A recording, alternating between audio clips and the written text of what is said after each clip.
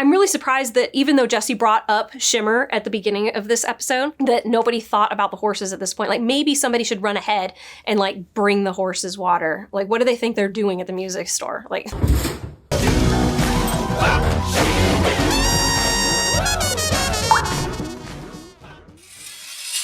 Hey, this is the Sword and the Pen Reflections. It is my casual alternative to that channel. We're going to be looking today at The Last of Us Season 2, Episode 7. No thoughts because I haven't seen it yet. I am curious to see how they're going to resolve certain issues, if they resolve them at all.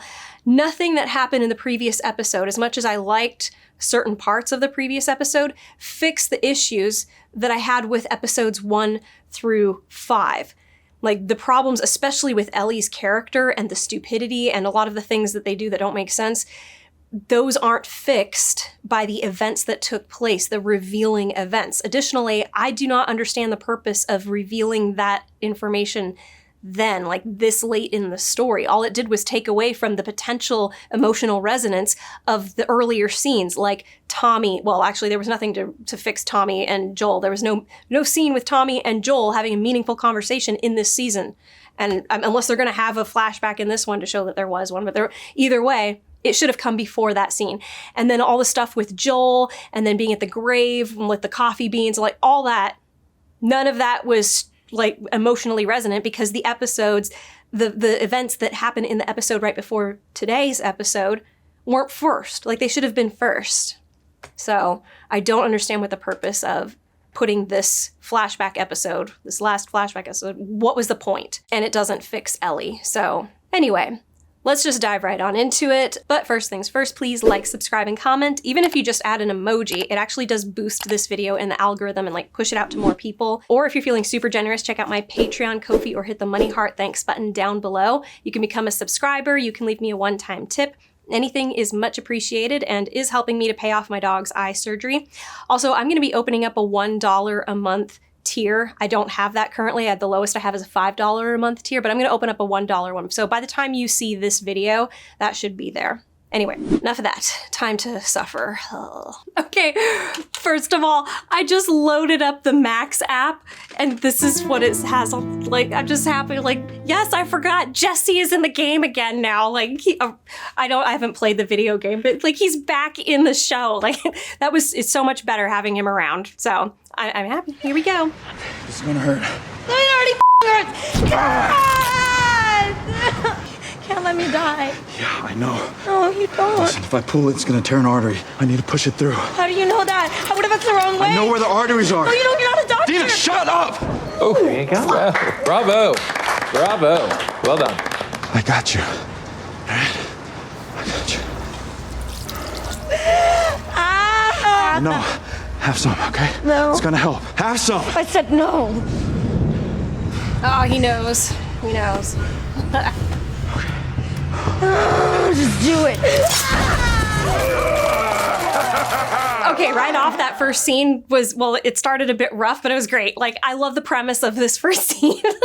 Okay, first of all, you got some radio talk, and I had to watch that twice to pick up on what's going on. So they're talking about boats and, like, turn them back. We're going radio silent. It's weird. There's something going on. Jesse's saying, I gotta push it all the way through because if I pull, it's gonna tear out an artery. And she goes, how do you know? You don't know. Like, you're not a doctor. And he's like, shut up. I don't know why she would say that. I mean, I don't know why is it uncommon for people to know that the way you get an arrow out of flesh is to, if you want the person who's been arrowed not to get more injured, is to actually push it all the way through. Like, that's common knowledge. Because if you pull on the arrow, seeing as it's shaped like this, these parts here are gonna tear everything on the way out. So yeah, anyway, but that's fine, doesn't matter. I like this scene. Jesse's taking control. He's telling her, like, shut up, I've got you. I'm gonna take care of you.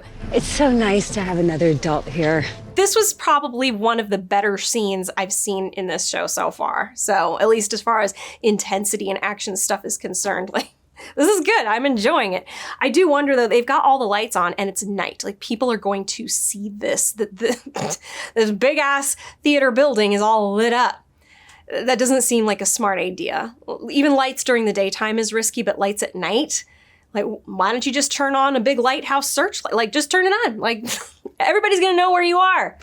Well, actually, I guess they have to do that so Ellie knows where to go. assuming that she has enough brains to think, maybe I should go to a high point and see if I can see the theater with all the lights on. You're not smart enough, sweetie. We cut to obviously a time later, and Jesse is for some reason pacing, like, I don't know, it's a little weird. Like, you don't have to be even standing. Like, how about just sit there and listen with your ears, get some rest time in, but it's okay. That's not a big thing. It's me. Jesse, Dina. Don't let them in. Ellie starts pounding on the door, and he asks her to identify the name of her horse, and she's like, Shimmer, I'm alone, let me in. And so he lets her in, and then he's like, what the hell took you so long? And she doesn't answer. She's just like, where is she? Where is she? I'm gonna go find Dina. We are right back to Ellie being as obnoxious as she could possibly be, like, already. You know what? Actually, he said she's in the dressing room. Unless it said dressing room on it, I don't know how he would know it's a dressing room, or how he would know that she knows where the dressing room is, or what a dressing room even is, because both of these people were born after the apocalypse. So they've been to the theater much? I'm just very easily annoyed by these little things. If you haven't seen any of my other videos, the explanation is this, is that if you get a couple of little mistakes here and they're not too big, but everything else is great, you can overlook that stuff, or you can even give it a pass and like, whatever, I don't care, all the rest of this is great. And I have given certain moments in this show that pass.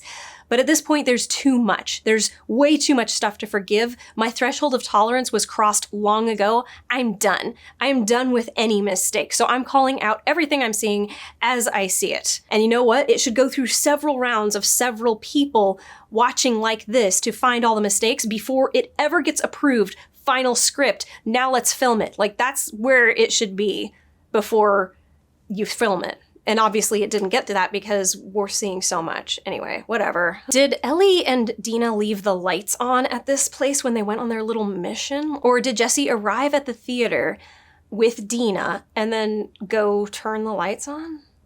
It's a little weird. I mean, again, this is a small thing, but it does a little bit annoy me. And also the radio is shown to still be up on the second floor balcony with maps and stuff. Did they not bring the radio with them when they went on their mission? Like, that is the last place we saw that radio. So they did not bring the radio with them on their mission to infiltrate the WLFs. You would think that'd be an important thing to bring with you so you know exactly where your enemy is positioned. Just saying. Ellie goes into the dressing room and finds Dina curled up asleep on top of a lounge chair. She's got that Aviator Nation jacket on her. Aviator Nation. She says, oh, I want to see the wound. And like, what are you going to see? You going to take the bandages off? Well, anyway, she's okay. Dina notices that Ellie's got blood on her back. So she tells her, hey, sit up, take off your shirt. And Dina grabs a bucket of water and a rag and then starts wiping the wounds on Ellie's back. Like, obviously she's got scratch marks and stuff from when she was attacked by a bunch of infected before Jesse saved their asses. And all I'm thinking is, Dina is going to die without antibiotics. Like, there's no way that that arrow pushed all the way through her leg did not have germs on it. And the same thing with Ellie and this rag. It's like you're cleaning open wounds with a dirty ass rag and some water.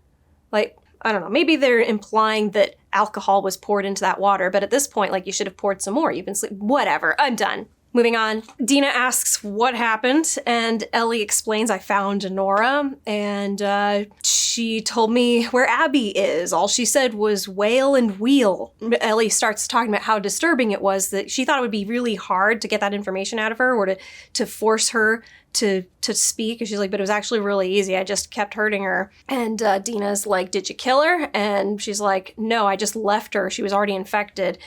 And Dina's like, good, she got what she deserved. Or maybe she got what she deserved. And Ellie's like, I don't know. And then she tells Dina what else she learned. So, it was a long time ago, Salt Lake City, Joel killed all these people in the hospital that were going to make a cure out of me. And he killed Abby's dad, who was a doctor. I don't know why she said it like the fact that the guy was a doctor made it even more egregious that Joel killed him. Ellie's like, he did all of that. He killed all those people to save me. And Dina's like, so that's why they came. Did you know who they were before any of this? And she goes, no, I did not know that's who they were. But I did know what Joel had done. And at that moment, it's very unclear what Dina is thinking, but she just basically shuts down and goes, we need to go home. And then turns away from Ellie and rolls over onto her side, like to go back to bed. And Ellie's like, yeah, we need to go. And I'm just thinking like, oh, Dina's no longer on board with this. She's like, Ellie, you should have died. So I don't know. I'm very easily annoyed at this point, but whatever. Let's keep going. Yeah, I guess one thing I have to note is that Ellie's very upset at this. So like when she explains about what happened and who they were, that they were, or Abby's father was this doctor, she's crying like, oh no, like I didn't know this is what it was. Well, okay, so I would have perhaps believed this breakdown more if I saw her really wanting to go on revenge more, and we did not see that. We had, what was it, episode 3 and 4 and most of 5, she just didn't really care. She was not aggressively like focused on going and getting revenge. But to have her world flipped from I am determined to kill you to assuming that Joel deserved this, which he didn't, that suddenly like, oh, maybe they were just exacting justice that they didn't get, the thing that she argued for in the first, second episode, third episode, whatever, doesn't matter. That would mean more if I believed that she actually wanted to go and get revenge, but we have not seen that determination from her at all. So we had like one moment in the last episode, not the last episode, but the episode before that, when she saw the door to the hospital. She's like running from the Seraphites and she sees the door and she's like, oh, I'm going in there. But I didn't believe it then because we didn't have any moment before that moment of showing her determined to go and exact revenge. This is like, it's like too little too late. Whatever. Anyway, but Ellie seems very remorseful. Like, we shouldn't be here. We shouldn't be doing this. She's crying. She seems defeated and like it's over. And Dina seems like she's checked out now.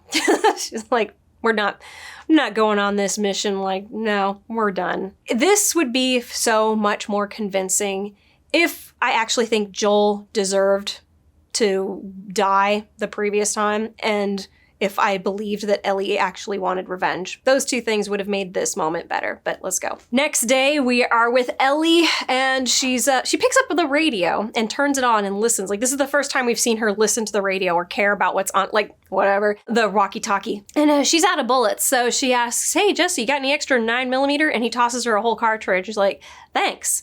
And he just, like, not even acknowledging her. Like, he's pissed, and she seems kind of offended by this, but anyway, then Dina turns up and she very pointedly walks past Jesse and asks Ellie to stick out her arm and puts a bracelet of hers on Ellie's wrist.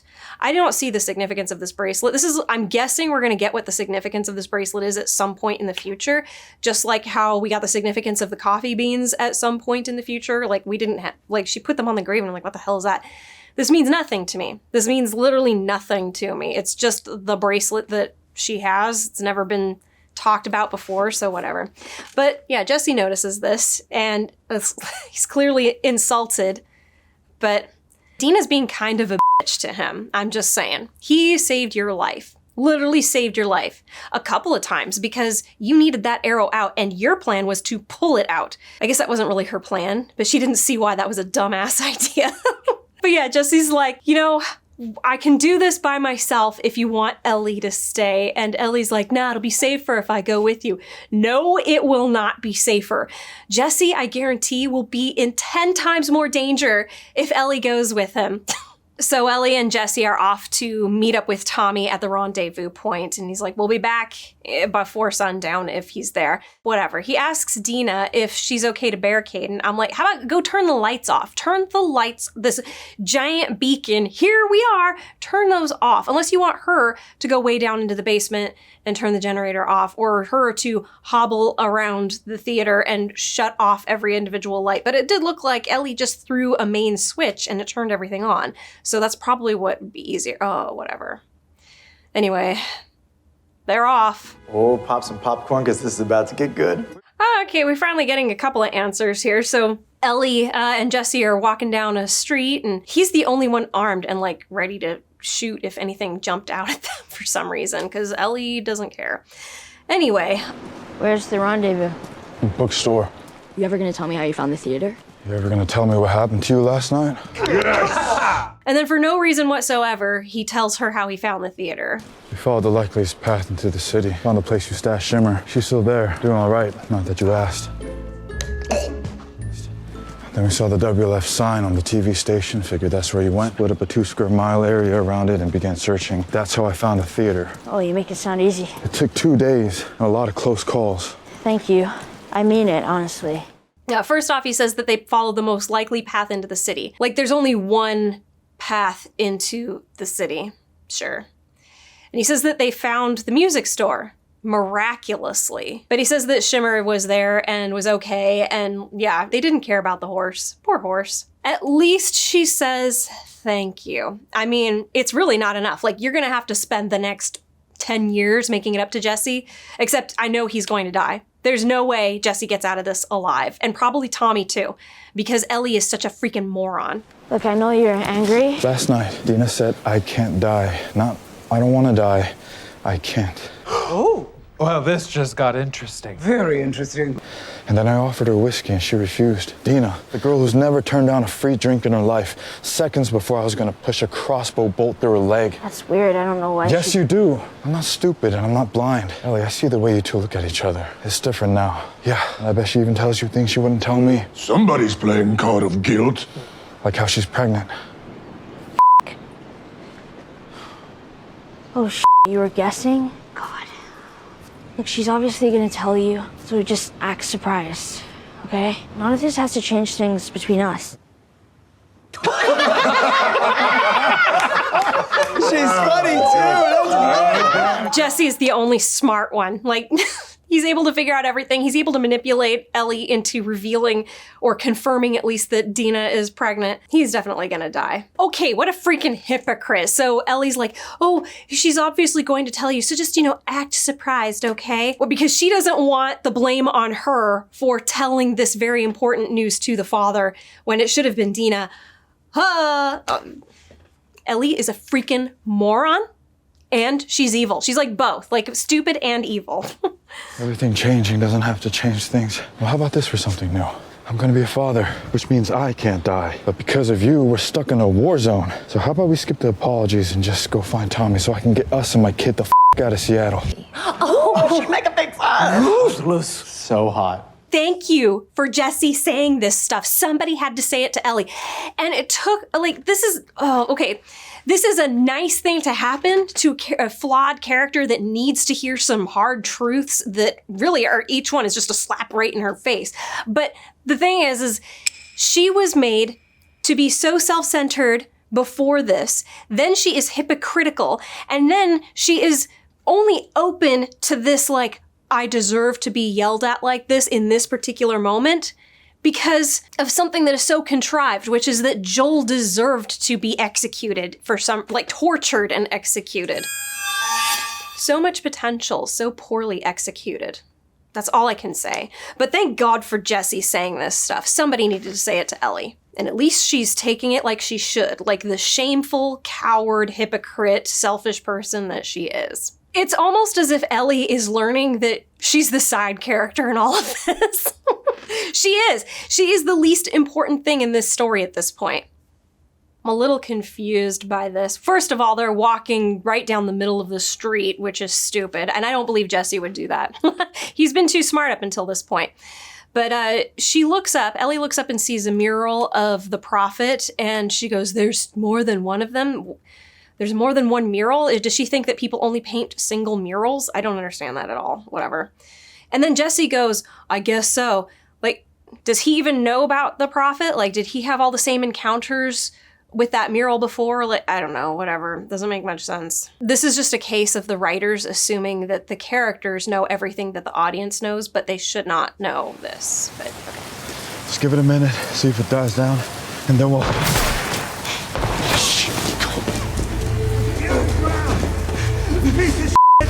No, it was Rose. She got me. She got me. Get his clothes off. Wait, go! Go! Me! Come on!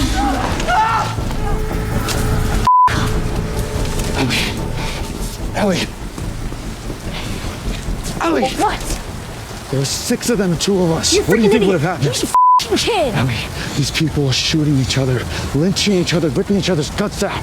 Even the kids. I am not dying out here. Not for any of them. This is not our war. What the heck, freaking idiot? Like, what? Does Ellie, now Ellie is being shown to not care about Tommy or Dina because she was ready to go out and suicide herself. And she's like, it was a kid. It was not a kid. That guy looked older than she did. Ellie is a freaking moron. She should be dead. Ellie should not be alive. She wouldn't be alive if it weren't for Dina, and she wouldn't be alive if it weren't for Jesse and Jesse and Jesse at this point. What? How did this girl live? Oh my gosh, I hope, you know what? I hope Ellie dies too. She should be dead. If she's not dead at the end of this, I don't know what the story's trying to say. Like, oh, the people who deserve to live the least are the ones who are gonna live the most. Like, what? It's not even about deserving. It's about she should be dead. This is someone who has attempted to kill herself unintentionally multiple times at this point. She should be dead. What the heck kind of idiot are you? Oh, we're gonna go and fight these like 5, it was at least 6 guys. He said 6 guys.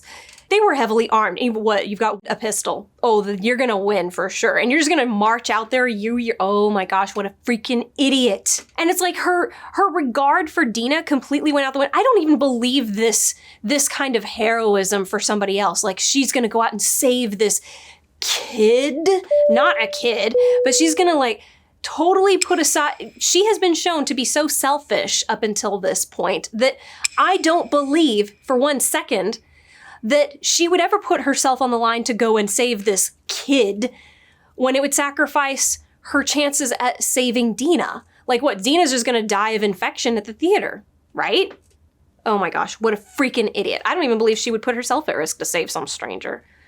This is a behavior that maybe we should have seen something like this before that town hall meeting. Remember the one where she said, if any of you guys were in trouble, I would do anything to, help you or whatever bullshit she was spouting off there.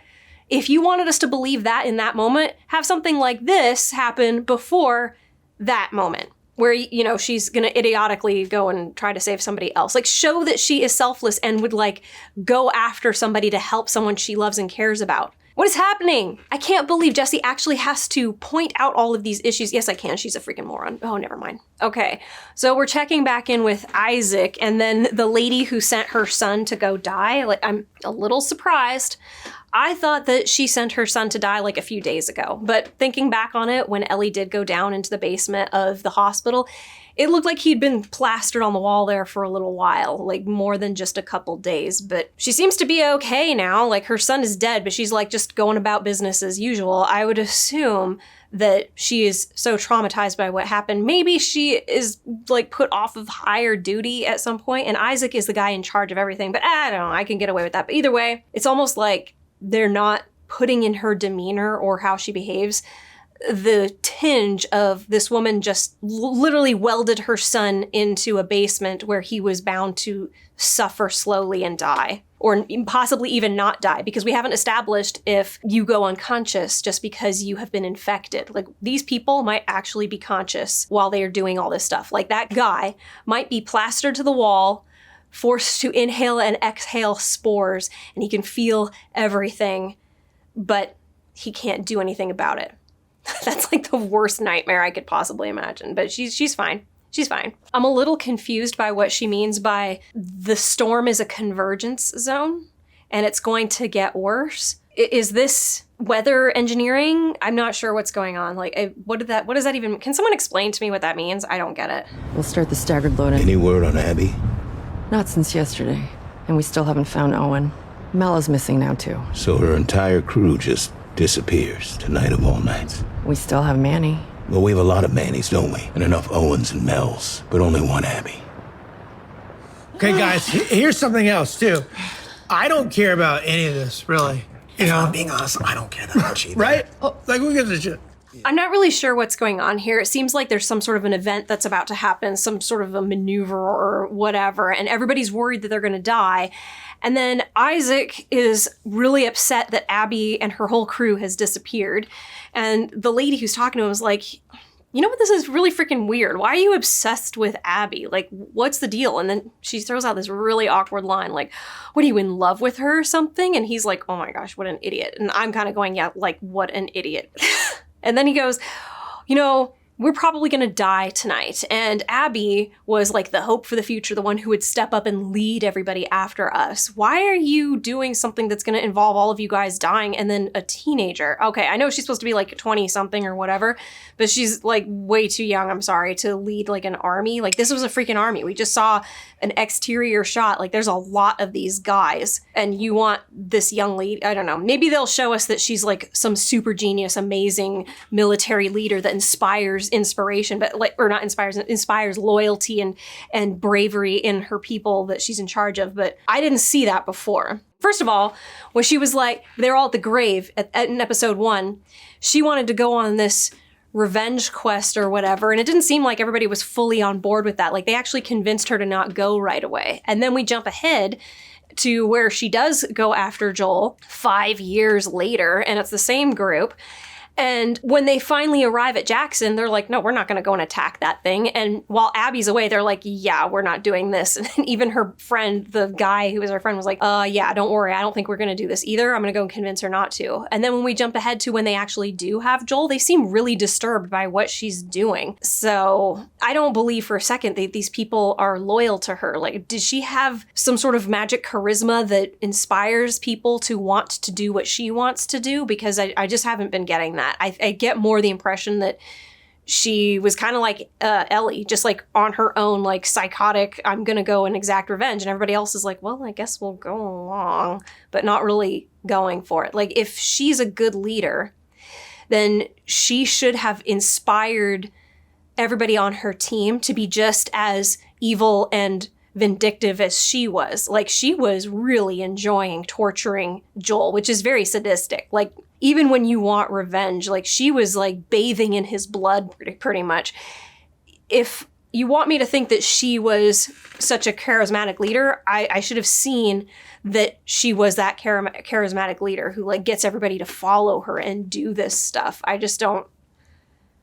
Just seemed like a bunch of her friends who kind of reluctantly went along with her, but really were kind of disturbed by what she wanted to do. So, except Nora did in the last episode say, well, little bitch deserved it. Like, I guess that one's evil too. So there. All right. So there was one. She convinced one.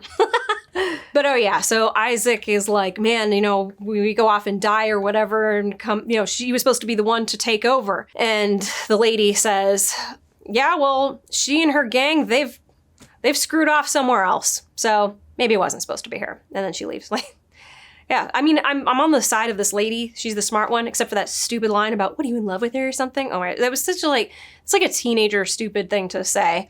And then the fact that she didn't show any like weight on her. Like, this actress was not told, you need to act like you were more back a couple days ago. Even if it was a few weeks ago or a few months ago, her son, she welded her son into a basement so that he could possibly die a horrible death or exist in extreme, miserable torture for the rest of his life, unknown. Like, there's ways to do this scene and show that kind of weight, and I just didn't see it in her at all. And I don't know if that's on the actress or the director. It should be on the director, really.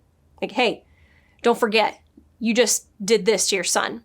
So let's see some of that in your performance here. Of course, her lines were idiotic, but, well, not all of them, but that one was really bad. Everything else she said, she was smart. Okay, so we're now in a bookstore. Anyway, it's obvious that Tommy's not there yet, and Ellie's like, well, shoot, shouldn't we go after him? What if he's in trouble? And Jesse's like boarding up the place, and he's like, what are you talking about if? Of course he's in trouble. We're all in trouble. He's piling on the guilt, which she very much deserves. And he says, here we are again, you and me in real bad weather. And he walks past her and she does this like looking up at him. I don't know what, like he didn't notice it, but this was not a good face for her. I thought she's supposed to feel guilty about all the stuff that she has put him in through, like a lot. She is with the girl that is pregnant with his kid. She revealed that Dina was pregnant.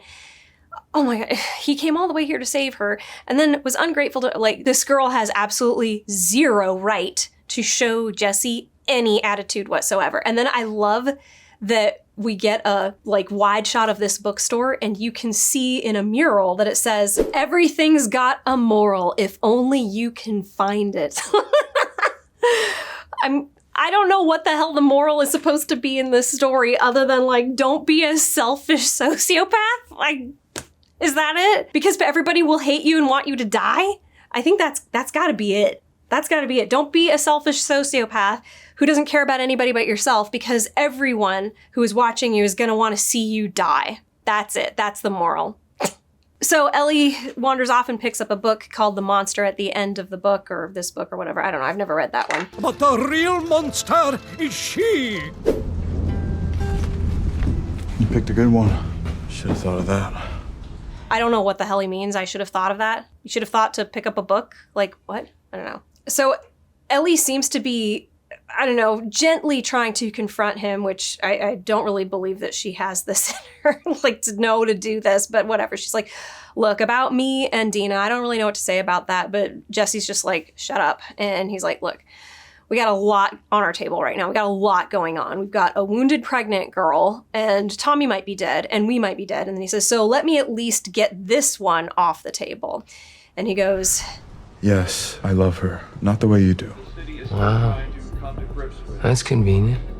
But it does actually follow. The writing has supported this up to this point. He wasn't offended when Ellie kissed Dina on the dance floor, and he wasn't super offended that she was off dancing, and he didn't think that it was going to work out between the two of them. Remember, he said, Ellie's like, "Oh, don't worry, you guys will be back together in 2 weeks." And he's like, "I don't think so." So this is supported. It's just very lucky for Ellie.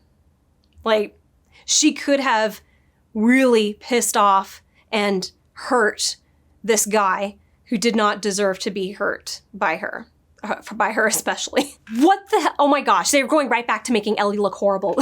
So Jesse goes into this story time where he's like, "Remember that group from Alberta that came through and stayed for a couple weeks in Jackson?" And Ellie's like, "Oh yeah." And he's like, "Well, I fell in love with this girl that was with them. And it was amazing, the best 2 weeks of my life." And as she's listening to him and he describes what it was like to fall in love with somebody and know that they're falling in love with you, that the feeling is just so great. It's almost like she's unable to comprehend. I'm not sure. It was a weird expression. But then she asks, "So what happened?" I've never seen her take interest in anybody else's story before, but she does ask, what happened? Best 2 weeks of my life. She couldn't stay. Didn't want to abandon her family like that. So she asked me to go with them instead. And I wanted to, more than anything. Then why didn't you? I like to think that Ellie asks this because she literally cannot fathom why anyone wouldn't just always do only exactly what they want to do because it's what they want to do. The idea of being anything other than selfish is completely outside of her scope of understanding. Because the people at Jackson took me in, raised me, cared for me. Because everyone there is counting on me to be the next Maria. Because I was taught to put other people first. Okay. Got it. So, you're Saint Jesse of Wyoming, and everyone else is a f***ing asshole. You can make fun of me all you want, but let me ask you this, Ellie. I go with that girl to Mexico. Who saves your ass in Seattle?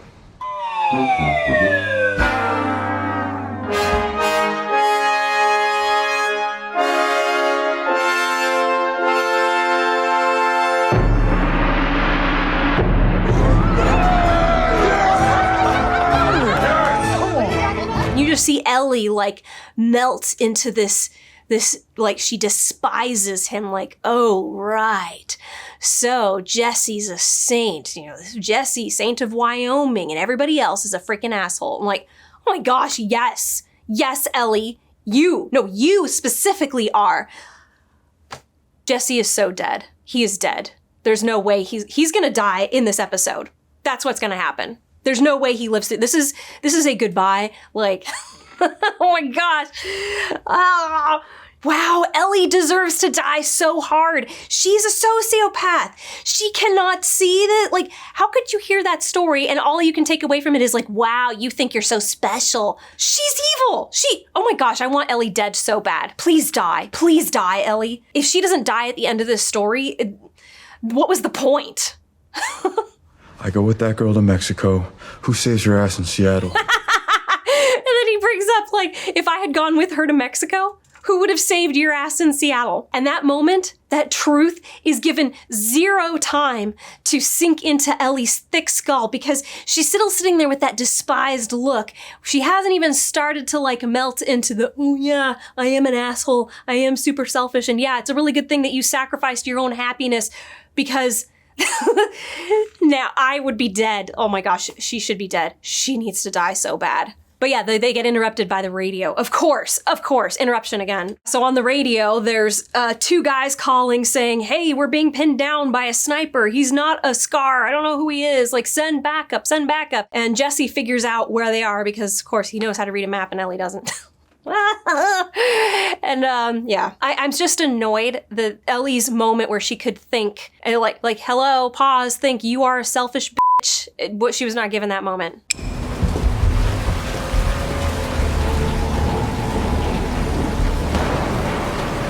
Oh, you hear that? It's in the right direction. I don't see an easy way north, but if he got there, it means we can too. Ellie.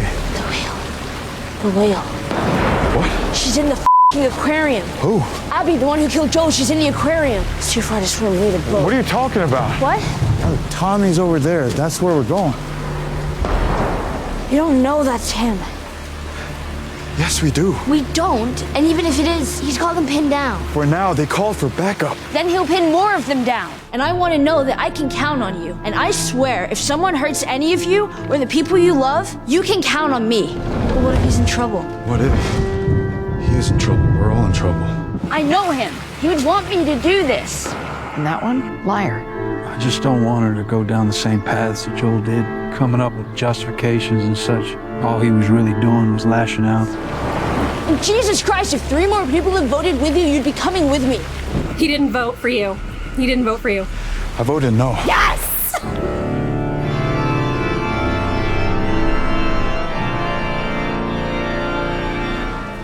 Why? Because everything you do for you. Yes! Oh my God. Ellie. Oh my God. Ellie, it wasn't in the best interest of the community.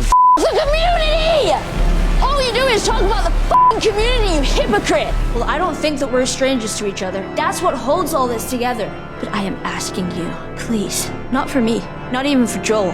I am asking you, please, do it for us. You think you're good and I'm bad? Oh my God. You let a kid die today, Jesse. What? Because why? He wasn't in your community? No, because you're gonna die. Let me tell you about my community. My community was beaten to death in front of me while I was forced to fucking watch. So don't look at me like you're better than me, or like you'd do anything differently if you were in my shoes, because you're not, and you wouldn't. Yeah, he would. He's got a kid. Leave her. I really hope you make it. No, you don't.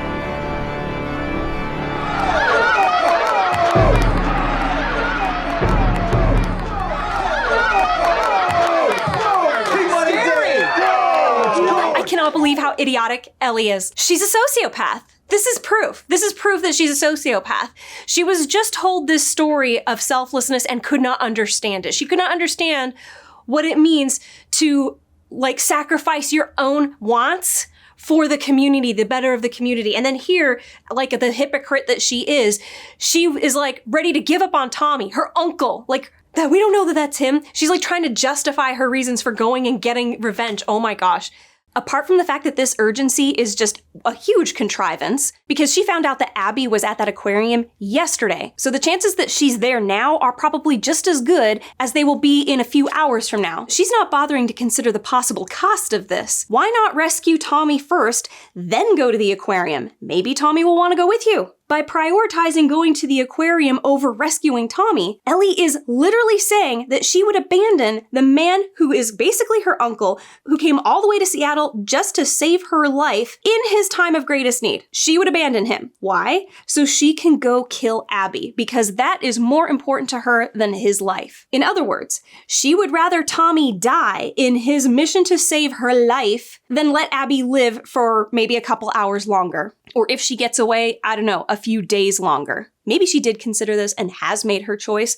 And I guess the point really is that revenge is so bad that it can actually blind you to your own moral compass that you stated 5 minutes ago. But then the problem remains, I don't believe that Ellie would do anything selfless. her abandoning Tommy, her uncle, who came all the way here to save her life, is more in line with her character in all the previous episodes this season than her wanting to go and save his life. And then at the same time, the writing showed that she didn't really care about revenge for the majority of her revenge mission. The theme just does not stick. So, there. This could not make Ellie look any worse. She should be dead. That's the moral of this story. Okay, that has got to be it. Please tell me that's it. That has to be it. There's no way that this is being written so that Ellie's supposed to be in the right in some way. I mean, definitely she's not. We should all want Ellie dead right now, right? That's how this is. We should all be looking at what Ellie is doing right now and being like, you need to die. You should be dead. Everybody hates you. You don't care about everything that Jesse just said was totally true. You care about nobody except for yourself. Everything that you've done is about you. We can hear Tommy dying. And she's in denial about that. 2 seconds ago, this is actually an unrealistic shift in her mentality because we didn't see her really wanting to go and get revenge, sorry. But for her to know that Tommy is off getting shot and probably gonna die, she was in a panic, like, oh my gosh, let's get our guns, we gotta go and save him. Now she's like, we don't know if that's him, and he'll be fine. He'll get out of it. Backup's on the way. Hello, he's not going to be fine. They just radioed for help. Oh my gosh, Ellie is evil. Ellie is evil, and for her to be like, you let a kid die, what, because he wasn't in your community? First of all, wasn't a kid, and secondly, these guys are evil too. They're killing each other. You literally seen them killing each other. So let them die. I'm sorry. Let them all kill each other. Get your ass out of this town. Go and get Tommy, the person who came here to save your ass. Oh my gosh.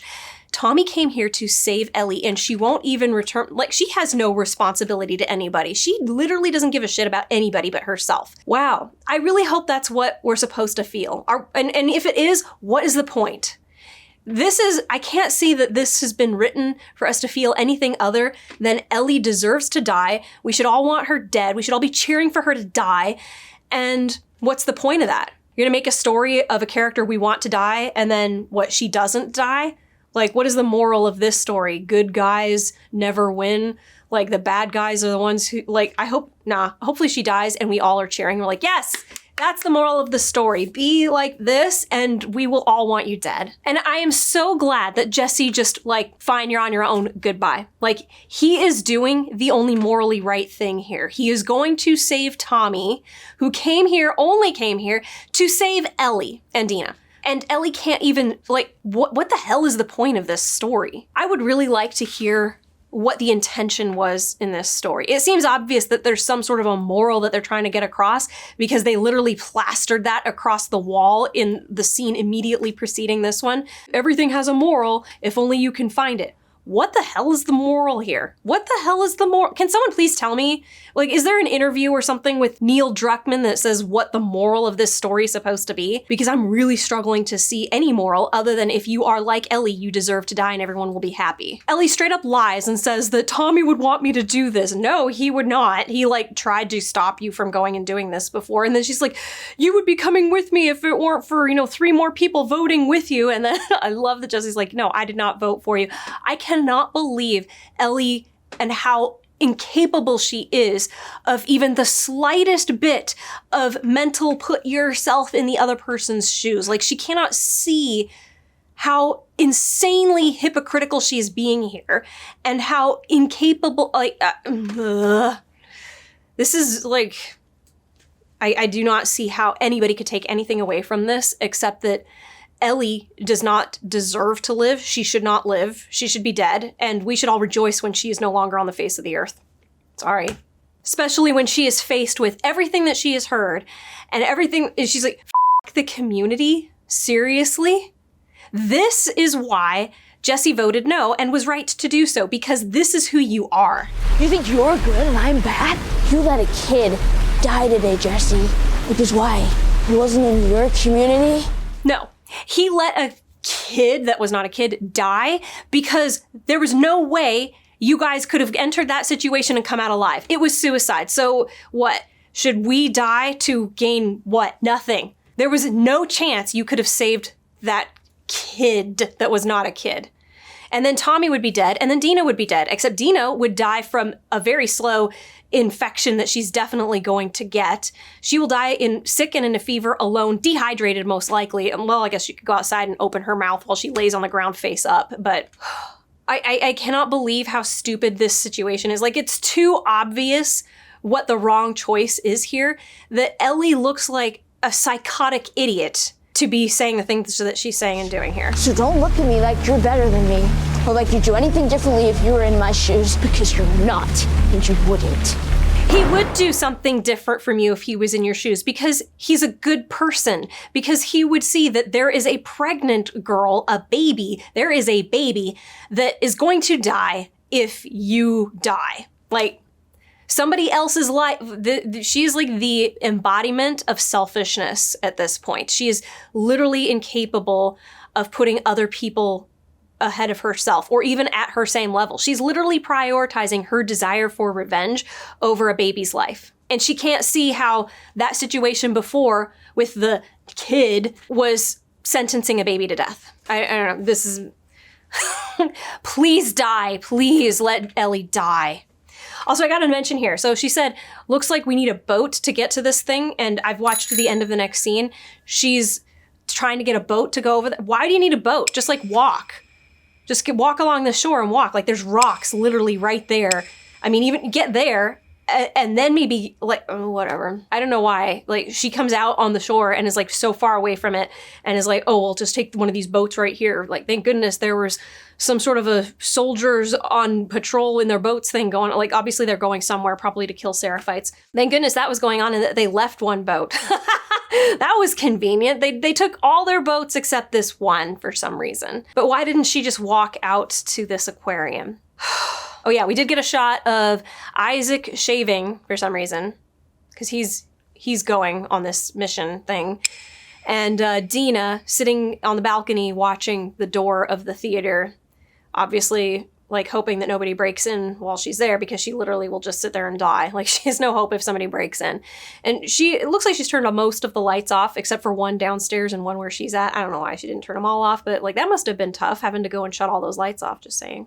I gotta say, Ellie continues to look like she's not competent at all. Like, everything that she's doing that involves success, like, oh, she's got a boat. She's gonna go out to this aquarium she could walk to.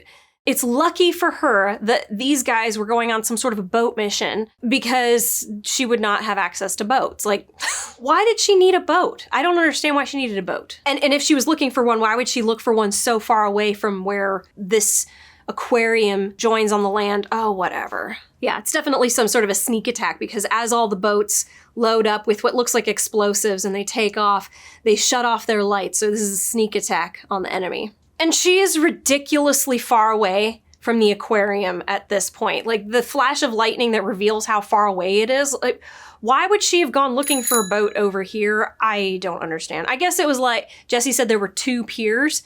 Why didn't she go to the pier that the aquarium is obviously on or attached to or was at one point? Like, there would probably be boats over there. I mean, this wouldn't normally bother me. Like, I'm not bothered by coincidental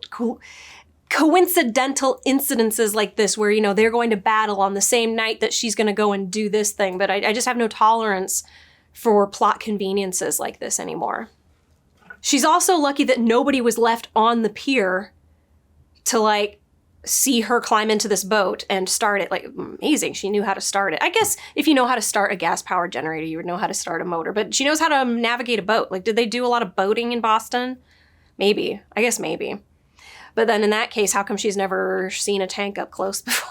Oh my gosh, I'm so annoyed. I had to go and take an anti-nausea pill just like a second ago, because I'm just so, my headache is killing me. Like, the blood pressure. This show is not good for the blood pressure. I'm old. When they started getting rough, the tiny ship was tossed. If not for the courage of the fearless crew, the minnow would be lost. The minnow would be lost. The ship's aground on the shore of this uncharted desert isle, with Gilligan, a skipper too, a millionaire and his wife, the movie star, the professor and Mary Ann, here on Gilligan's Island. Okay, what the actual is going on here? Like, okay, so she's motoring over towards the Ferris wheel, which marks where she's trying to go, which is in the opposite direction of where all the soldiers who got into the boats went. They're off to some island. And as she's heading towards the Ferris wheel, a giant wave comes and capsizes her boat. And she wakes up on the shore of the island that was over there. You know, not the main shore, which is the direction where waves like this actually go. Like, waves go towards the mainland. Why would a random ass wave come and push her all the way to this island way far away? What? What the hell is going on? Like, what? This is Fantasyland. I'm sorry. This is not a small problem. This is a big problem.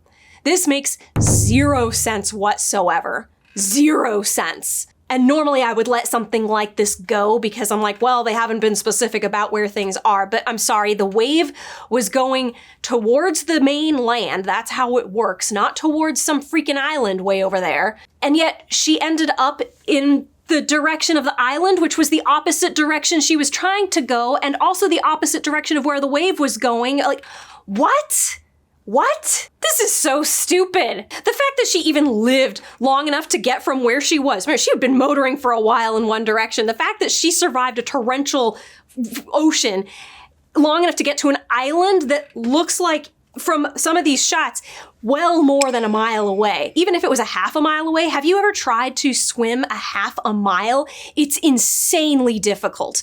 There's no way you are surviving an ocean, fully clothed, heavy boots, and a backpack. A big ol' honking backpack full of ammo. There's just no way. She should be dead. This is the biggest plot convenience we've had so far. And I'm putting this above even the whole, well, the WLFs in the hospital were just really bad shots. They just couldn't shoot her running right down below. Like, they literally had every advantage in the world shooting down at her. This is so stupid. This show is not, like, who thinks this show is good? Who thinks this, there's no way anybody thinks this is good. There's no way. There's no way. What the actual is going on? Yeah, so a little kid sees her on the shore. For some reason, he was out at night in the torrential rain hunting. He had a dead rabbit in his hand. And obviously he went and alerted his Seraphite buddies, and so they come out onto the shore and they pick her up. For some reason, Ellie is crawling. Like, why can't she walk? Are they implying that she swam all the way to this island, which was in the opposite direction she wanted to go, and much further away than the Ferris wheel that she was heading to? Oh, whatever. Oh, she didn't even go back to the mainland. Whatever. This is so dumb. This is dumb. I'm sorry. HBO, what the hell are you doing? Like, what? Nobody from HBO watched this before it came out, did they? I don't believe HBO. Even some of the quality drops that we have had in, like, House of the Dragon and then we had in Game of Thrones, like, I don't believe that anybody at HBO saw this before saying, yeah, sure, stream that on our name, like, under our name. What? Is there anything else wrong with this scenario? Nothing as big as this. Yes, there is something wrong. So they take her into this, like, clearing, and there's a bunch of torches that are lit. Like, torches? In torrential rain? Like, even, these are even, what the hell? It's pouring rain. It looks like she's under a waterfall. It is raining so hard, and yet there's, like, fire pits and torches that are lit in this clearing. What? I don't know, maybe they're trying to imply that the trees are sheltering them from the rain. I don't believe it, though. I mean, if you've ever been in the forest during torrential rain, the rain still reaches the ground. It actually falls in much bigger droplets because it gathers before falling, even in Ponderosa, which I'm guessing, since this is Seattle, that's the main trees that are around there, pines and Ponderosa, etc. Needled trees, not leafy trees. They're obviously going to hang and disembowel her because they brought her to where there's a noose. Nobody's saying anything. Like, they wouldn't even question each other. Like, where'd you find her? What, who are you? What is this? Like, nobody bothers to question her. They just found her on the shore. And it really does seem that they get WLF visitors so frequently that they actually keep this place set up and ready for a hanging, even in the pouring rain. And this lady shows up with the sickle ready to go. And Ellie's like, I'm not a wolf. I'm not from here. And she sees the little kid and she goes, tell them. How would he know? He looks like 7-year-old, maybe younger. Like, it's a little kid. And he just goes, like, kill her. Like, the kid's evil. Like, all these people need to die. Just let them all die. Jesse, once again, was totally right. Not your war. Not your people. These are kids who kill people. These are people who kill kids. They all deserve to die. Just let them die. Oh my gosh, this makes no sense.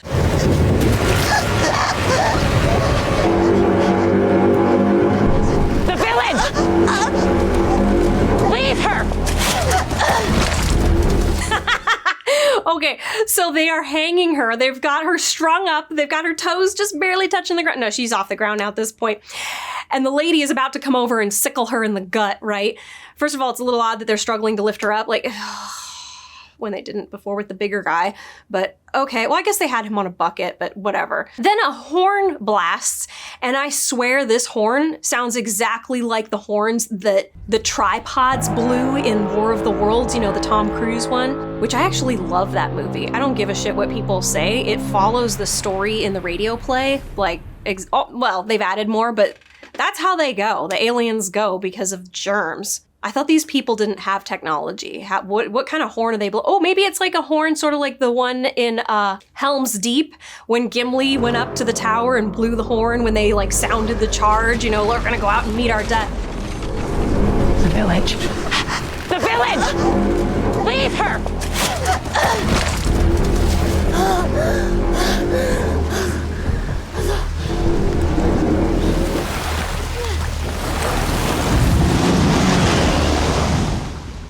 What the hell?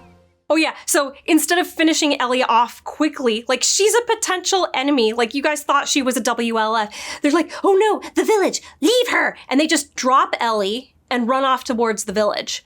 Like, kill her! Use your sickle and just slit her throat. Like, are they only allowed to kill people by disemboweling them? No, that's not right, because earlier we saw guys who were killed with arrows, so they're obviously allowed to do that. What? So she lives, oh, and her pistol's right there. Oh, they didn't know what a pistol was. They damn well knew what a pistol was, and they damn well saw that it fell out of her when she was dragged into this little groove. What? Ellie only gets away because they, for some, who knows what reason, decided not to kill her, when all logic and all reason in this situation says they definitely would have killed her. There's no reason for them to let her live. They literally would have just stuck her in the gut and then run off. That's what they would have done. What? But no, they leave her there with her gun. Even if they didn't know she had a gun, they still leave her there to go off and protect their village from people who are attacking, which she might be one of them. So, well, don't kill her now. Let us run off to battle and kill her if she meets us there. What? What? Who wrote this? There is no freaking way that people like this. There's no way. There's no way. Was this what it was in the game? There's no way. If this is what the game was, yes, it deserved all the hate it got. Oh my gosh, this is horrific. This is so bad. This is worse than even WB or what do you call CW shows? Like, you know what I mean? Those fantasy shows that were back on in the day, they were like a dime a dozen. Those had more sense to them. And I'm sorry, what? This is worse than that. This reads as bad as fan fiction, which is exactly the same critique I gave to The Wheel of Time, the show. The books are better. The books have problems, but not problems like the show. Oh my gosh, what is this? So fortunately, her boat, I've completely forgot, it did not capsize or sink for some reason. It landed perfectly on the shore where she landed. Why she didn't climb back into the boat and then get a whatever.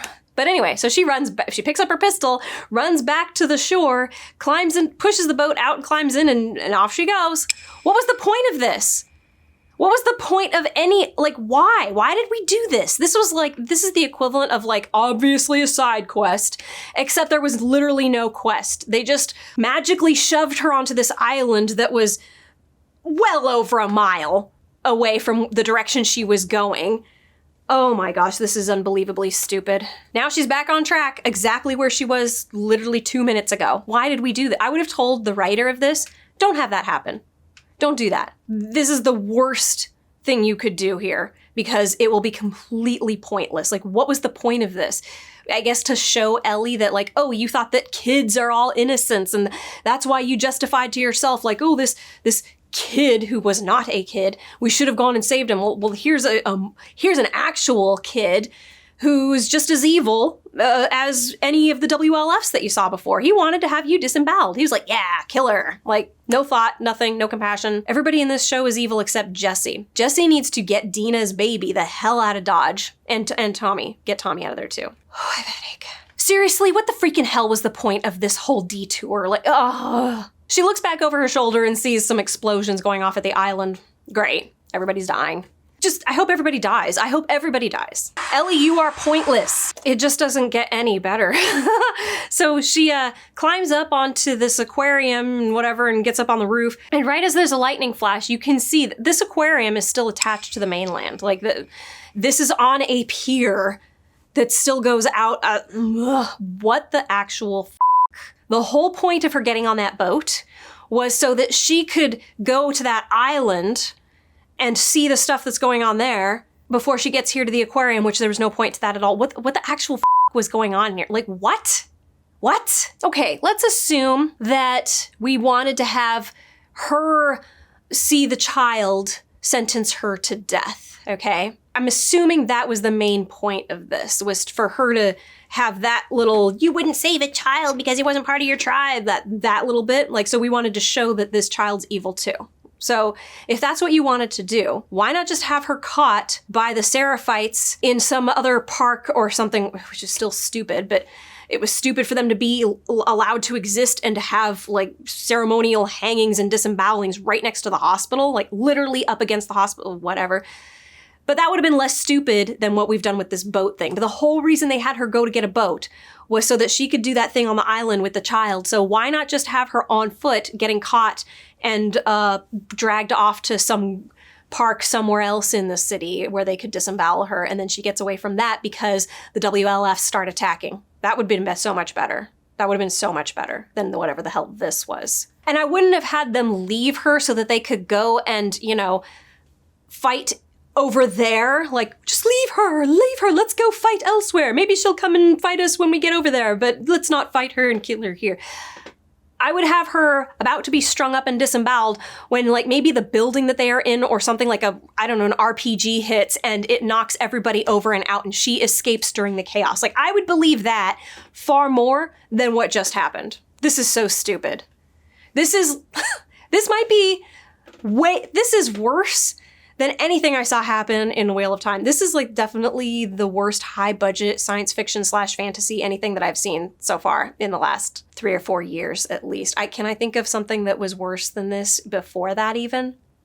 Not this high a budget. I guess maybe Game of Thrones' ending was supremely disappointing, but that was because it was so good the first couple of seasons, especially the first, 5 or 6. But I don't think it was even this bad. Like, this is worse. Oh my gosh, this is so bad. This is such bad writing. How is this a draft 2? Like, if the game was the game was not worse than this from what I hear. From what I hear, the choices that were made, especially with, like, characters in the game, were way better than what they did with Ellie here. But if there were events like this in the game, this was their chance to fix them. Is it worse than this? I don't know how it could be much worse than this, unless they literally have her teleport or something. Like, that would be worse. She jumps in through a skylight into this aquarium, and she's obviously in, like, this is where people have been sleeping, like, recently, but the skylight is busted in and it's pouring rain right into this area, so I'm a little confused. But she seems to assume, I'm safe here, and so she starts taking out her bullets and drying it off. You know, she's trying to clear it out of any water. Like, you're gonna need to clear the whole shaft of the whatever. She's drying everything off as she should. I really thought that she was going to, like, just pull out her pistol and start using it, so I'm glad she's doing this. But why is she doing it here in a room that's like, this is their bedroom and it's night? So, and why would they sleep in a room with a busted out skylight? If the skylight busted out while they were in there, why didn't they move their beds out of this area where it's gonna all get wet? Whatever. I'm sorry, this is still stupid. So she's walking around this aquarium with her flashlight on for some reason. Like, you're in the territory, you are in the enemy's stronghold. Like, you are within their walls and you're gonna walk around with a flashlight on? Oh, that's so smart. But then she walks into this room where it's obvious, like, there's bandages with blood on them and, like, you know, scissors and, you know, things that, and the music is all horrifying and she's looking at this stuff like horrified. I don't understand this. Like, oh no, they're doing first aid. Like, what?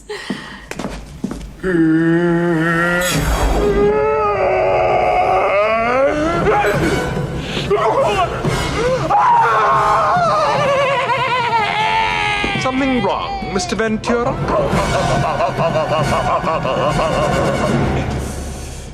Of course not. This is a lovely room of death. Take care now. Bye-bye then.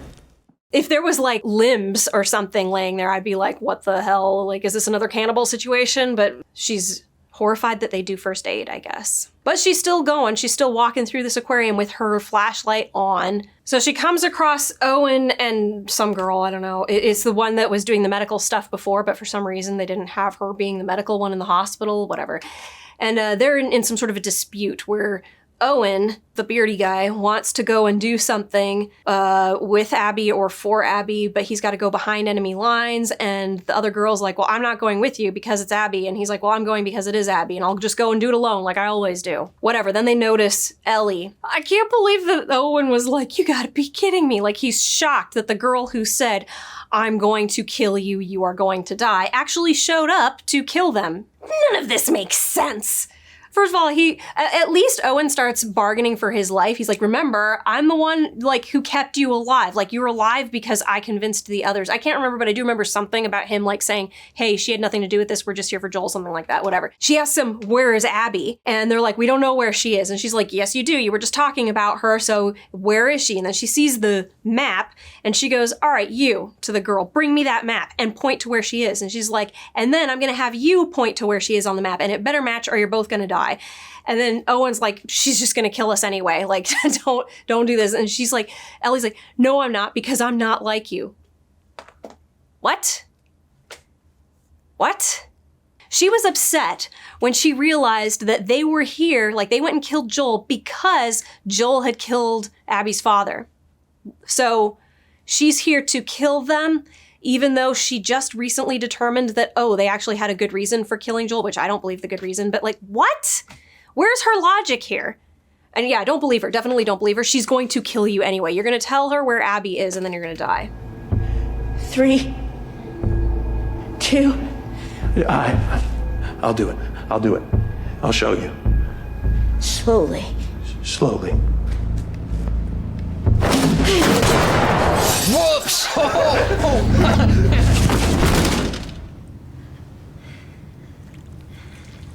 God. Whoops! I'm so clumsy. God. Relax, it's fine. I mean, what am I gonna do? Ask someone else? I guess not. Okay, this is like bizarre. This is just getting weirder and weirder.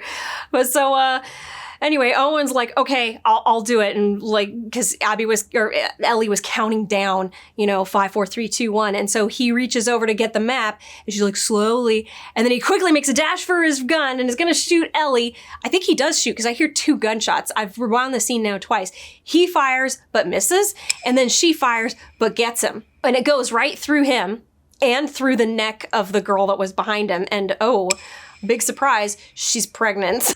Oh my gosh. This could not be more on the nose. And this moment makes no sense whatsoever. So the girl who's dying is like, quick, get a knife. I've got like 30 seconds to live. And she like, you gotta cut the baby out of me. What? This girl who is bent on killing you guys? Why? What? I mean, okay, this somewhat I understand this. Like, it's like, oh, this is an example of how a parent, like a mother, will literally put the life of her baby above her own life. But to give it to this person who's a psycho who trekked across the country to kill you guys, like, oh my gosh. This is so bizarre. This is like, I would have told the writer, don't do this. Just don't have this scene here, because this is weird as hell. And she doesn't even cut the baby out. Like... It was like torment watching this. It was like, she's dying. Like, do it now. And I get the, like, I can't cut into you while you're... Once she was like, it's clear she's dead. Like, just cut, get the baby out. But see, Ellie is a hypocrite. She does not give a shit about this baby. She's too traumatized by, but I'll have to do something weird and horrible to get the baby out. You've never had a problem sticking your knife through the forehead of infected or through the throats of infected, or literally the other people you have killed who were not infected. So, what? Like, you have a problem with cesarean sections to save the life of a baby? She will not save the life of a baby because it means she has to cut open the stomach of this dead woman or dying woman. She would have like seconds to cut open the woman after she's gone unconscious. Like, cut her open, get the baby. But she's a big old hypocrite. And it's much easier to let this baby die because you don't have to sit there and watch it die. It's the same thing. Like, oh my gosh. This is exactly what the Fireflies did. And this is extremely ridiculously obvious and on the nose. This is like, if you're trying to be symbolic and like, oh, it's look at the imagery and like it's so prophetic, like not prophetic. It's poignant. What they're doing is they're mirroring what happened with the Fireflies, whatever. Oh, this is such a sloppy, awkward way to do this. This is like the stupidest ever. You can't pull something like this off with all the other mistakes that you've made in this before this moment. And then even this itself is just weird and awkward and hard to like, this is a very difficult thing to pull off, even if everything else was perfect. I kind of wish everything else was perfect because when we get to this point, I'd like to see it done by somebody competent. And like, how did they try to make this acceptable? Like, how would I have made this acceptable? Well, she's not supposed to be able to cut it out. So I guess it's supposed to show that Ellie is a hypocrite too. We already knew that. It's already been like hammered in a million times. Oh, this is so clunky and clumsy and boring. Well, it's actually not that boring. Like, it's kind of wild seeing what stuff they're doing. Like, I can't believe HBO actually approved this. This is crazy. But yeah, so first of all, Ellie was not concerned that the gunshots alerted anyone else. Like, remember, this was a group of 5 people. She's only taken out 1 before this. So 1, 2, 3. So Abby and Manny or whatever his name was. Those are the 2 that are still out there somewhere. They could be right there. I mean, obviously Abby's not there, but what about the other guy? But Ellie is all like starting to cry over this girl who she has done nothing but hate. But oh, she was pregnant. That changes everything. Flip the switch. Now turn on the waterworks. This is so awkward. The girl is trying to instruct her for some reason how to do a cesarean section, and she's like, I don't know what to do. What do I do? What do I cut? How deep do I go? Deeper than you think. Where do I cut? I wrote low transverse, like it's cut like here. I've had surgery right there. It doesn't matter. She doesn't know where that is. That's fine. But like, she's dead. How about just cut somewhere, get into that stomach and pull the baby out? Obviously, she's not supposed to do this, but like the whole audience is screaming at her. Like, you've never had a problem cutting up infected.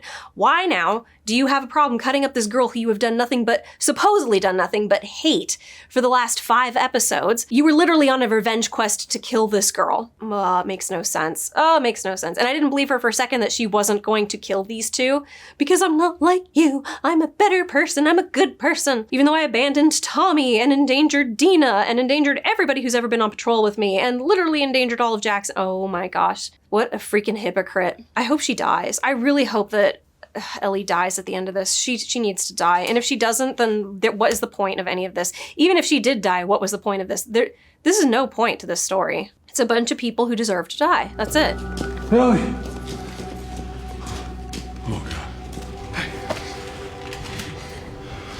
Hey, look, it's the man you left to die. Let's go, come on. It's okay. Come on. Oh my gosh, you've got to be kidding me. So, she's crying over the body until morning, and then Tommy and Jesse show up.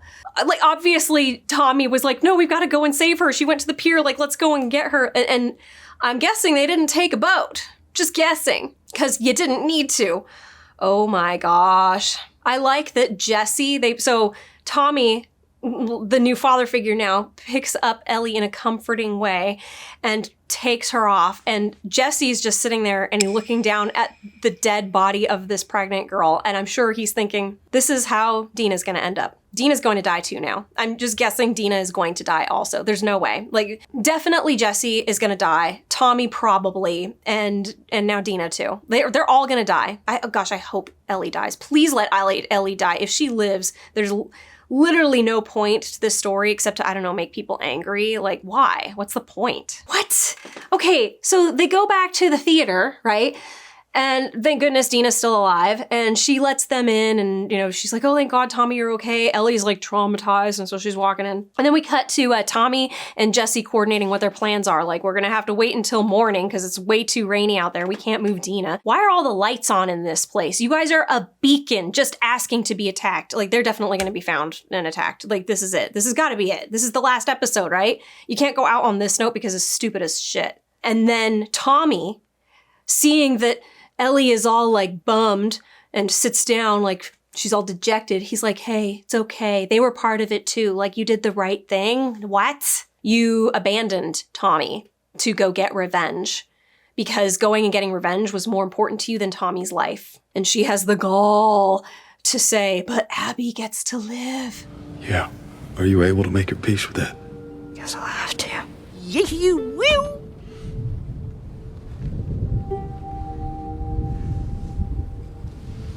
I'm gonna start packing the duffels. I don't believe that she would have had this transformation. Sorry, just don't. It felt so contrived when it happened.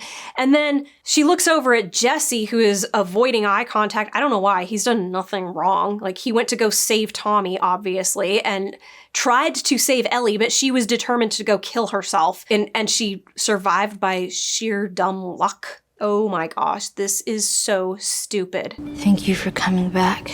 Maybe I didn't want to. Maybe Tommy made me. Did he? Nope. Because you're a good person. Yeah. Yes, you are a bad person because he's a good person and you're a bad person. That is the moral of this story. I know that's not a moral. That is the reality of this story. And he's like, yeah, uh-huh. But also the thought did occur if I were out there somewhere, lost and in trouble. No. You would set the world on fire to save me. No, she wouldn't. She wouldn't because she just did that to Tommy. What? Okay, this makes zero sense whatsoever. She literally just proved that she absolutely would not do that. Why? Because we knew Joel had two guys pinned down, but they were calling for backup. He was dead. He was going to die if not rescued. And Ellie was like, he's on his own. What is this? What the is this? Of course. Oh, this is where Jesse's gonna die. Goodbye, Jesse. Stand up. Oh my gosh, he's dead. Stand up. Hands in the air or I shoot this one too. Just run. Shut the up. Stop. Where's Dina? How did she find the theater? Oh, well, it's all lit up, of course. Just let him go. He killed my friend. No, I did. I was looking for you. I didn't mean to hurt them. I know why you killed Joel. He did what he did to save me. I'm the one that you want. Just let him go. Where's Dina? I let you live. And you wasted it. No! Wait, so Ellie watches Jesse, who has just saved her ass multiple times, get shot through the face, and her reaction is not, I'm going to fucking kill you, like it was with Joel. And yeah, I don't believe that Abby, well, okay, I do believe that Abby found this place. Like, I don't really understand how exactly she got to this specific location. Like, I am under the impression they're pretty far away from where the aquarium is, like the pier, because when they got up to the top of this building to look at, oh, no, that was the bookstore. Either way, that was 2 blocks away. The aquarium was still far, whatever, either way. So she tracked them through torrential rain to this building. Thankfully, they had all the lights on so that anybody from a block away could see that there's people in there. Okay, quick question time. Why does Abby think Tommy killed her friends? Abby being here because she thinks Tommy killed her friends implies she found her dead friends at the aquarium. So was she at the aquarium at the same time as Tommy, Jesse, and Ellie? Okay, so she followed them back, but why would she assume it was Tommy and not the girl who was with Tommy and Jesse leaving the aquarium? The same girl right in front of her right now, who she just remembered 5 seconds ago, was the girl who saw her kill Joel and said, "I'm going to kill you, you're going to die." She should be right now realizing it was Ellie, not Tommy.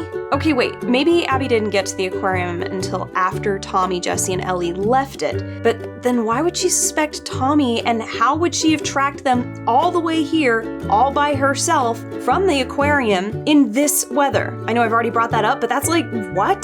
Their tracks would be long gone within minutes under this rain. Or maybe by friends, she means Manny and someone else, and that's who Tommy had pinned down when we heard it on the radio earlier. But then the tracking issue is still a big problem. Like what, she tracked them all the way to the aquarium and then all the way back here in this weather? And what, she just let them take a boat out to the aquarium? Or were they smarter and they walked? Also, if Abby's got Tommy on the ground at gunpoint this moment, then kills Jesse as the doors he's busting through are not even half ajar, I don't know. Maybe she just has insanely quick reaction time, and Tommy didn't, for some reason, take the moment to tackle her or shove her or anything. I'm just, whatever. I'm just hoping these are all answered in season 3. And why were Jesse and Ellie so stupid? Well, I mean, I know why Ellie would be so stupid, but why would Jesse just go busting into the lobby? They just heard a tussle, they know something's wrong, but nope, let's just barge in there. And where the hell is Dina? Is she still sleeping? She's in the dressing room still sleeping. Okay.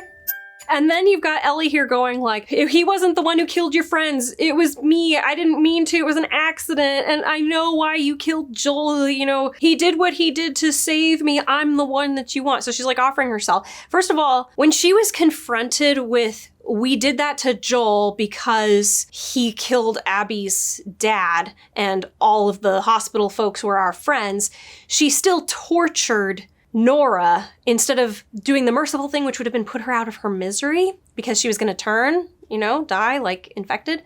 So I don't believe for a second that she would have let these two live, that she would have let Owen and whatever this other girl, I don't think she would have let them live.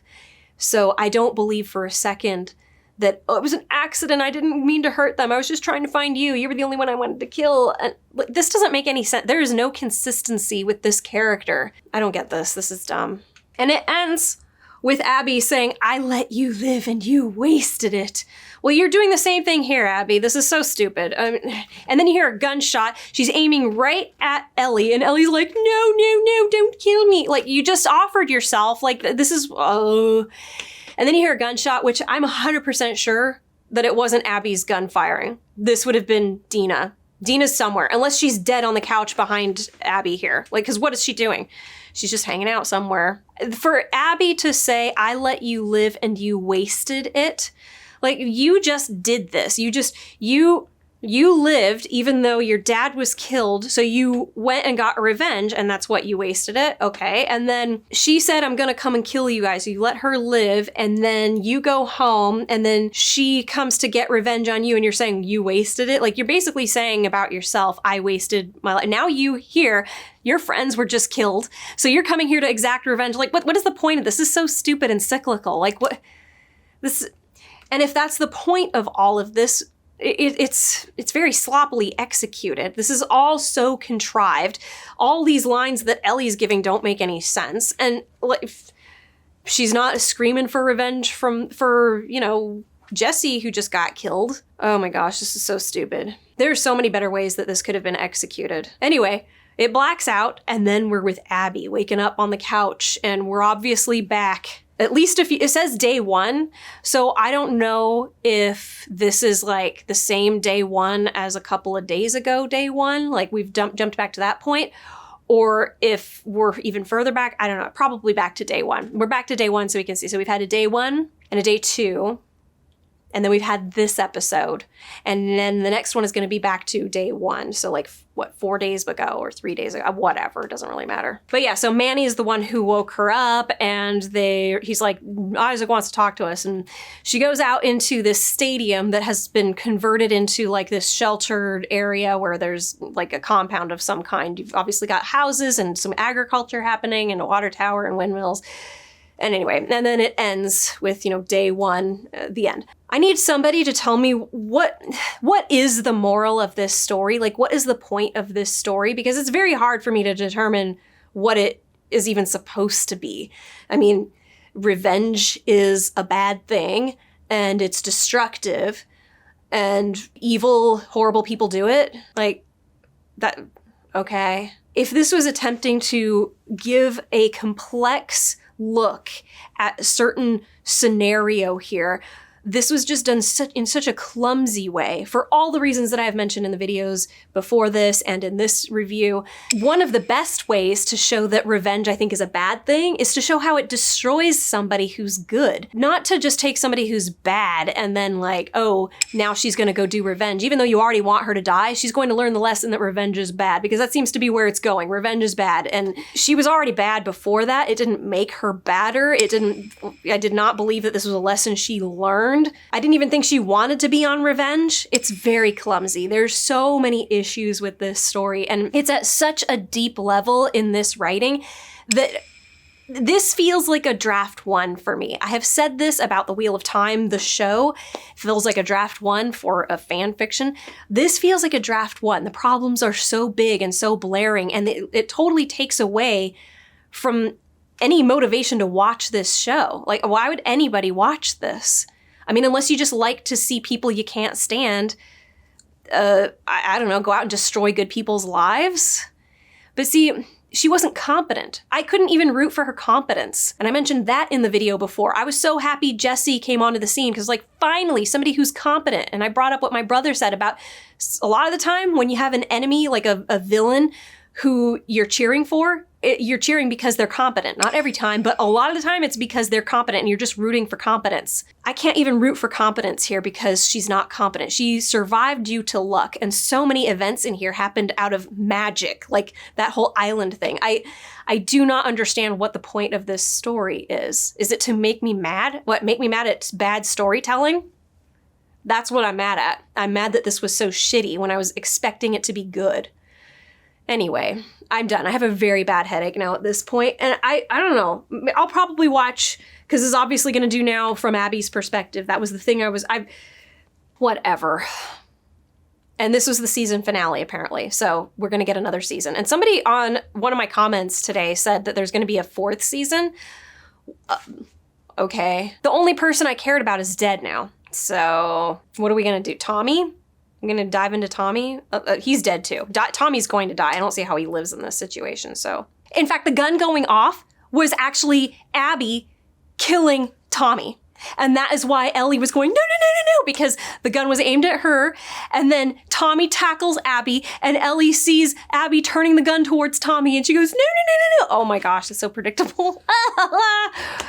Tommy's dead. Tommy's 100% dead. And Jesse is dead. And Dina is either dead on the couch behind where Tommy was kind of crouched on the floor, or she's dead up in the loft, or she's gonna die soon. She's gonna come out and save Ellie somehow. I don't know. I don't care. I don't care. Oh my gosh, this is so dumb. And now the horses really are dead, like all of them. I think they've been in that music store now for 2 days. Unless somebody brought in a big old water bucket, like they're going to have all kinds of intestinal issues. Did I mention that in this video or my last review? I can't remember. But when you leave a horse without water for like 48 hours, it like destroys their internal organs. Like there's a very high probability that they're just going to die now. They won't die of thirst right away. They can go a few days without thirst, but they're going to have such severe intestinal issues that it's like hopeless. It's a hopeless case. So the poor horses. I'm really surprised that even though Jesse brought up Shimmer at the beginning of this episode, that nobody thought about the horses at this point. Like maybe somebody should run ahead and like bring the horses water. Like what do they think they're doing at the music store? Like.